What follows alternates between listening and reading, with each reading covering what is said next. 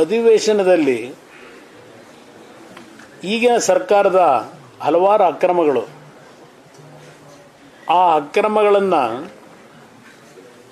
ಇವತ್ತು ಸಮಜಾಯಿಷಿ ಕೊಡ್ತಕ್ಕಂಥದ್ದು ಎಷ್ಟು ಕಸರತ್ತು ನಡೀತಾ ಇದೆ ಈ ಸರ್ಕಾರದಿಂದ, ಈ ರಾಜ್ಯದ ಮುಖ್ಯಮಂತ್ರಿಗಳಿಂದ. ಅದಷ್ಟೇ ಅಲ್ಲ, ಈ ಮುಖ್ಯಮಂತ್ರಿಗಳಿಗೆ ಉತ್ತರ ಕೊಡಲಿಕ್ಕಾಗದೆ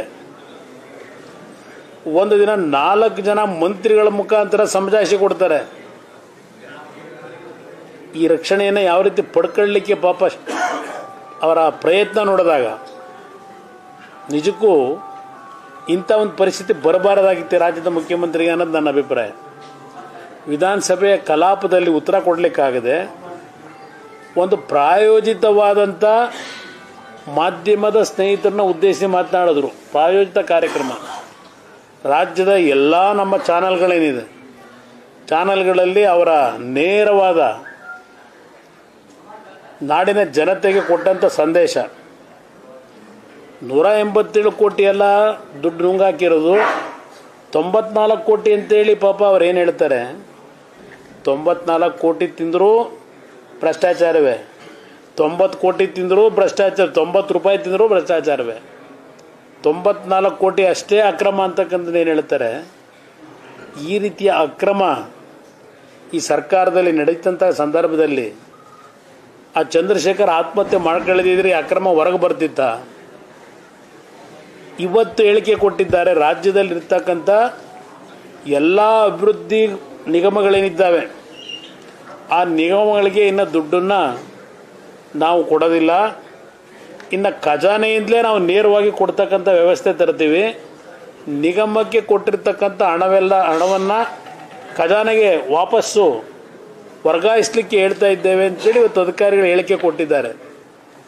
ಇದನ್ನು ನಾನು 2017ರಲ್ಲಿ ಈ ರಾಜ್ಯದಲ್ಲಿ ನಡೀತಕ್ಕಂಥ ಪ್ರಕರಣಗಳೇನು ಹಣದ ಅವ್ಯವಹಾರಗಳು ನಡೀತಾ ಇದೆ, ಒಂದು ಬಾರಿ ಎಲ್ಲ ಇಲಾಖೆಯಲ್ಲಿರ್ತಕ್ಕಂಥ FDಯಲ್ಲಿ ಇಟ್ಟಿರ್ತಕ್ಕಂಥ ದುಡ್ಡನ್ನು ಒಂದು ಖಜಾನೆಗೆ ವಾಪಸ್ ತಗೊಂಡು ಏನೇನಾಗಿದೆ ಅಂತಕ್ಕಂಥ ಪರಿಶೀಲಿಸಬೇಕು ಅಂತ 2017ರಲ್ಲೇ ನಾನು ಸರ್ಕಾರಕ್ಕೆ ಸಲಹೆ ಕೊಟ್ಟವನು.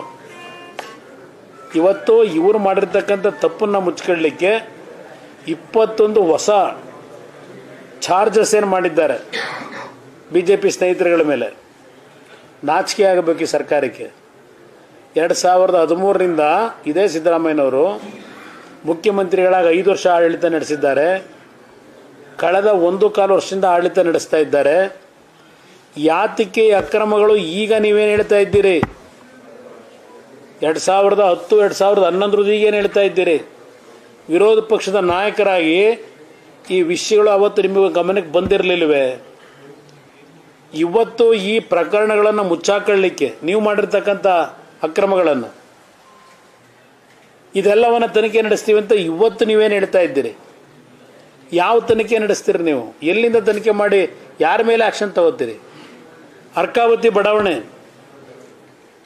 3000 ಎಕರೆ ಅವತ್ತು ನೋಟಿಫೈ ಮಾಡಿ ಎಷ್ಟು ಎಕರೆ ಉಳಿಸಿ ಎಷ್ಟು ಜನಕ್ಕೆ ಸೈಟ್ ಕೊಟ್ಟಿದ್ದೀರಿ? ಆ ರೀಡು ಮಾಡಿದ್ರಲ್ಲ, ಆ ರೀಡುನಲ್ಲಿ ನಿಜವಾದ ರೈತರು ಭೂಮಿ ಯಾವುದನ್ನು ವಶಪಡಿಸ್ಕೊಂಡಿದ್ರಿ ಬಡಾವಣೆ ನಿರ್ಮಾಣಕ್ಕೆ, ಆ ರೀಡು ಹೆಸರಿನಲ್ಲಿ ಎಷ್ಟು ಜನ ನಮ್ಮ ರೈತರ ಭೂಮಿ ಕಳ್ಕೊಂಡಿದ್ರು ಅವರಿಗೆ ವಾಪಸ್ ಕೊಟ್ಟಿದ್ದೀರಿ? ಇಡೀ ಜನಗಳ ಮುಂದೆ ಕೆಂಪಣ್ಣ ಆಯೋಗ ಮಾಡಿದ್ರಲ್ಲ, ಆಯೋಗದ ವರದಿ ಎಲ್ಲೋಯ್ತು? ನೀವು ಇದೆಲ್ಲ ಮಾಡ್ಬೋದಾಗಿತ್ತು ಅಂತಾರೆ. ನಾನು 18ರಲ್ಲಿ ಮುಖ್ಯಮಂತ್ರಿ ಆಗಿದ್ದು, ನಾನು ಸ್ವತಂತ್ರವಾದ ಸರ್ಕಾರ ನನ್ನ ಕೈಲಿ ಜನ ಕೊಡಲಿಲ್ಲ, ನಿಮ್ಮ ಜೊತೆ ಸೇರಿ ಸರ್ಕಾರ ಮಾಡಬೇಕಾಗಿತ್ತು. ನಾನೆಲ್ಲಿ ಅದನ್ನು ವರದಿ ನನ್ನ ಕೈ ಕೊಡ್ಲಿಕ್ಕೆ ನೀವು ಬಿಡಬೇಕಲ್ಲ.